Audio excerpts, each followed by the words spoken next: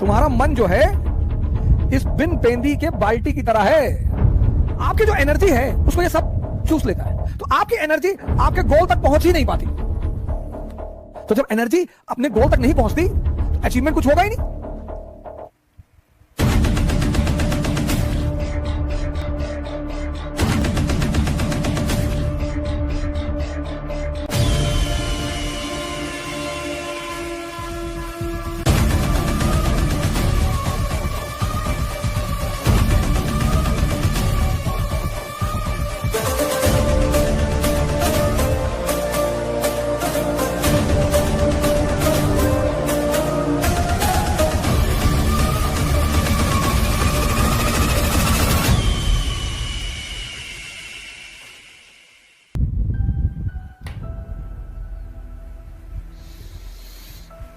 हसन बसरी के पास बगदाद का खलीफा पहुंचा।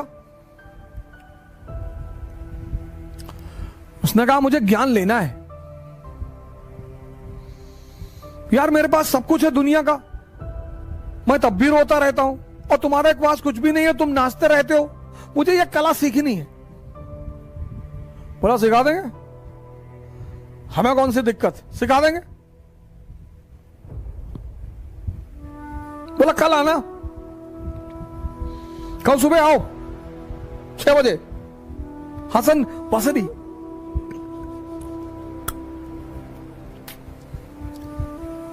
खलीफा आया दूसरे दिन सुबह। तो बसरी ने कहा देखो एक शर्त है, पहली शर्त कि जो भी मैं तुमसे कहूंगा वो तुम करोगे, क्रॉस क्वेश्चन नहीं करोगे, और अगर तुम समझ गए तो तुम मेरी वाली अवस्था में आ जाओगे। और उसने कहा ठीक है बताओ क्या करना है। तो खलीफा को ले गया एक कुएं पे, वहां एक बाल्टी रखी थी, बाल्टी का नीचे जो था बेस वो था ही नहीं।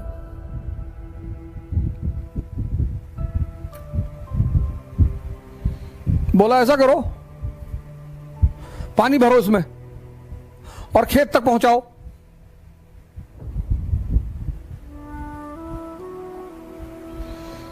बसरी ने खलीफा से कहा कि ये जो बाल्टी है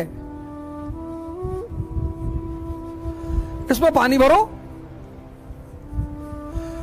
और खेत तक पहुंचाओ, नहर में डालो और खेत तक पानी पहुंचे।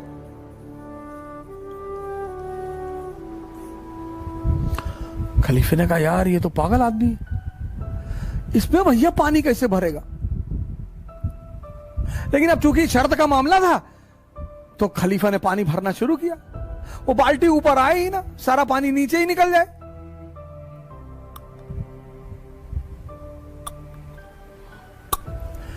तो आधे घंटे बाद खलीफा का धैर्य टूट गया।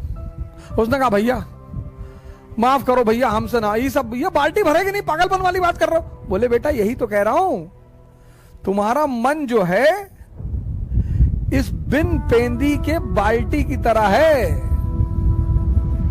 किसी एक स्त्री पर यह नहीं रुकता, किसी एक पुरुष पर यह नहीं रुकता।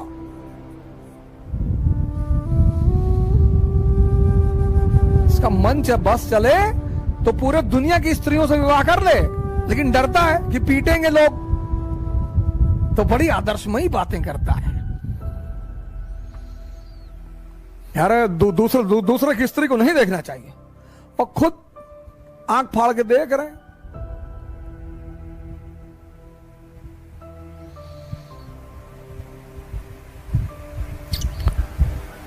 अरे भैया हम पैसे के पीछे नहीं भागते, तुम भाग भी नहीं पाओगे ना। पैसे और स्त्री के पीछे भागना एक ताकतवर आदमी का काम है। तुम अपने पीछे तो भाग ही नहीं पाते, उसके पीछे कैसे भागोगे। तो आपकी जो एनर्जी है उसको ये सब चूस लेता है, तो आपकी एनर्जी आपके गोल तक पहुंच ही नहीं पाती। आपको पता ही नहीं चलता कि आप पर डे, आप देखो रात में, शाम को, आज हमारे जो मित्र हैं, भाई बहन हैं, वो क्यों इतना नशा कर रहे हैं, रात में नींद नहीं आती, क्योंकि ये जो है ये सारी एनर्जी को चूस लेता है।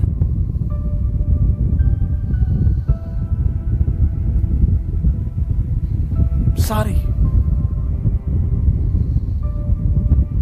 उस एनर्जी को जहां जाना है वो पहुंचती ही नहीं। तो जब एनर्जी अपने गोल तक नहीं पहुंचती तो अचीवमेंट कुछ होगा ही नहीं।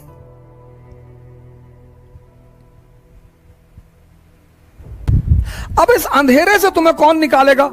गुरु।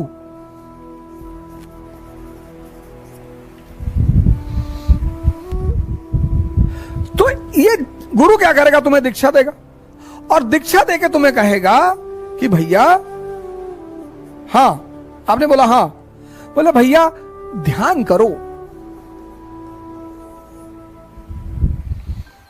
ध्यान के चरण, ये दूसरा बड़ा महत्वपूर्ण पहलू, फेसेस। फेसेस, पहला फेस यही इंपॉर्टेंट है सर, मन को समझना या देखना।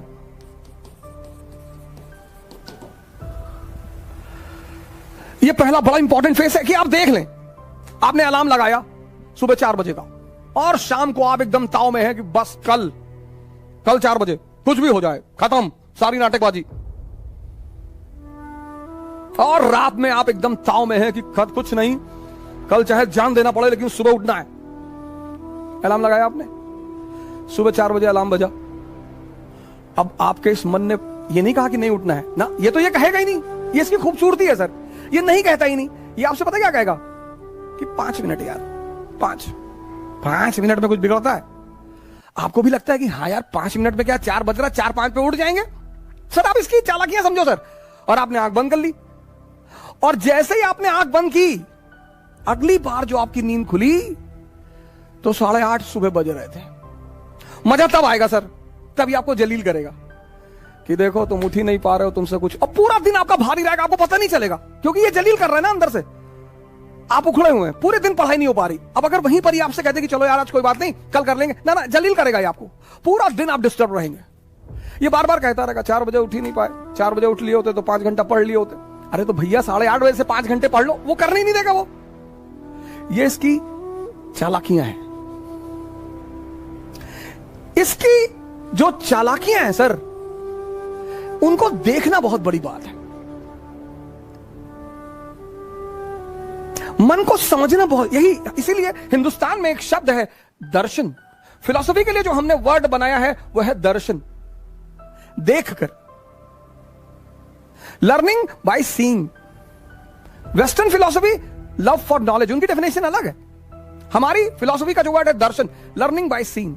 बुद्ध ने किसी यूनिवर्सिटी में नहीं सीखा स्पिरिचुअलिज्म, देखा। क्या देखा? एक ओल्ड मैन को देखा, एक डेड बॉडी को देखा, एक बीमार आदमी को देखा, और एक सन्यासी को देखा।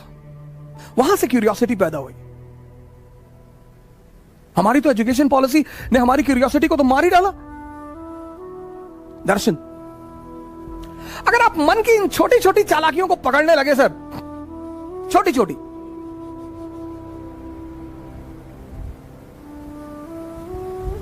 वो पहला चरण है सर, फर्स्ट फेज। और एग्जाम्पल देगा कि अभी 21 साल उम्र है, अभी तो हम पापा भी कह रहे थे अभी कोई ज्यादा जरूरी नहीं है, अभी तो 21 ईयर एज है, अगली बार दे लेंगे। इसके टालने की आदत है सर। ये जो पहला फेस है इसका, वो बड़ा क्रूशियल है, क्योंकि उस माइन्यूट चीजों को पकड़ना, आप उनके प्रभाव में आ जाएंगे सर। वो 30 साल पुराना मन है, याद रखिएगा, और आप एकदम नए हैं। ये पहला फेस होता है सर। हर अच्छी चीज को कल पे टाल देगा, हर। आप ट्राई करके देख लो। योगा करना है कल से, कल सुबह उठेंगे, ये नहीं 11 बजे उठे तो चलो 11 बजे ही करेंगे, 12 बजे उठे 12 बजे करेंगे, 1 बजे उठे 1 बजे करेंगे। नहीं, तुरंत कह देता अब तो 1 बज गया, दोपहर हो गया, दोपहर में ऑक्सीजन लेवल कम होता है, साइंस कहती है, तो चलो कोई बात नहीं, अब कल से कर लेंगे। ये मना तो करेगा नहीं सर। इसकी सबसे प्यारी बात है, ये किसी भी काम को मना नहीं कर, आपकी किसी बात को मना नहीं करेगा, पर करने भी नहीं देगा। सबसे मजेदार बात, आपकी किसी बात को मना नहीं करेगा, पर सर ये करने नहीं देगा। यही इसकी ब्यूटी है सर। और वो जब आप पकड़ लेते हैं, बस पहले चरण आपका पूरा हो जाता है। जहां आपने उस बात को पकड़ा कि अरे यार ये तो 15 दिन से मुझे सुबह उठने ही नहीं दे रहा, और सर ये रिपीट करेगा। दूसरे दिन शाम को भी आप कहेंगे कि कल तो उठना ही है, हाँ कहेगा बिल्कुल एकदम उठना है, और 3:50 पे उठना है। फिर सुबह वही नाटक कर देगा। ये पहला चरण है, बड़ा क्रूशियल चरण है, बड़ा प्यारा चरण है सर। इसकी चालाकियों को पकड़ना सर। अब दूसरा चरण बड़ा इंपॉर्टेंट फेस है सर। ये इंपॉर्टेंट है, ये और इंपॉर्टेंट है सर। ये फेस तो बहुत लोगों को तो समझ में नहीं आता, खुद ही से जान ही नहीं पाते लड़ाई किससे हो रही है। उस फ्रस्ट्रेशन को वो दूसरे के ऊपर उतारते हैं। सर इस दुनिया में हर आदमी अचीवमेंट चाहता है सर, आइडेंटिटी चाहता है हर आदमी,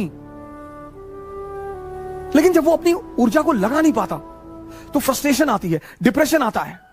मां बाप से झगड़ा कर लेगा, भाई बहन से झगड़ा कर लेगा, दोस्तों से झगड़ा कर लेगा, टीचरों, मतलब लग जाएगा कि आप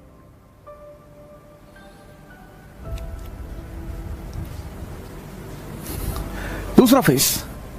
अब मन क्या है, कहां है, यह किसी को नहीं पता सर। जब आप आंख बंद करते हैं ना, थॉट आती है, कहां से यह किसी को नहीं पता सर। हमको लगता है यहीं कहीं से आ रही है, पर स्पेसिफिकली कहां से, जैसे लीवर से क्या निकल रहा है हमें पता है, किडनी से क्या हो रहा है हमें पता है, हार्ट से क्या हो रहा है हमें पता है, लेकिन विचार कहां से आ रहे हैं। अब आप कमरे में बैठे बैठे पढ़ रहे और विचार आ गया कि यार हवाई जहाज गिर गया बिल्डिंग पे, मर गए। अब आप बेचैन हो गए, बाहर निकल आए, बस आ गया थॉट, आ गया, आपको पता ही नहीं चला, थॉट आ गया। ये मन कहां है ये नहीं पता। तो जब पता ही नहीं कहां है तो उस पर वर्क कैसे करेंगे, ये बहुत बड़ा challenge. When you don't know what is mind and where is mind and from where thoughts are coming, how you will work on it. ये दूसरी बहुत बड़ी समस्या साधकों के सामने, पता ही नहीं विचार कहां से आ रहे हैं, बस आते हैं, बस आते हैं। और बहुत बड़ी बात, सब बहुत बड़ी बात, मन के कुछ अगर आप पहलू देखें माइंड के, एक तो पता नहीं विचार कहां से आते हैं, और विचार ऐसे आएंगे जैसे आपसे मैंने 1000 रुपए ले रखा है, आप मुझे फोन मिला रहे हैं, मैं नहीं उठा रहा हूं, तो ये विचार नहीं आएगा कि बेचारे का फोन खो गया होगा ना, विचार ये आएगा कि देखो पैसा लिए फोन नहीं उठा रहा है। विचार ये भी तो आ सकता है कि बेचारे का फोन खो गया होगा, कोई बात नहीं, 2 बार के बाद नहीं मिलाएंगे। और अगर ये आ जाए, दोनों विचार हैं, मैं आपका 1000 रुपए लिया हूं, आप मुझे फोन कर रहा है और मैं नहीं उठा रहा हूं, तो अब 2 विचार आ सकते हैं, एक कि बेचारे का फोन खो गया होगा। अब अगर विचार ये आ जाए तो आप रिलैक्स रहेंगे, लेकिन अगर विचार ये आ गया कि देखो पैसा लिए जानबूझ के नहीं उठा रहा है, तो आप फ्रस्ट्रेट हो जाएंगे। दोनों विचार, एक विचार आपको शांति दे रहा है और दूसरा विचार आपको अशांति दे रहा है, और ये हर केस में होगा सर, हर जगह होगा, हर जगह लाइफ के हर फेस में ये 2 विचार उठेंगे। अब आप अगर ध्यानी हैं तो आप पॉजिटिव विचार पकड़ेंगे। ये ध्यान का सबसे बड़ा रोल है सर।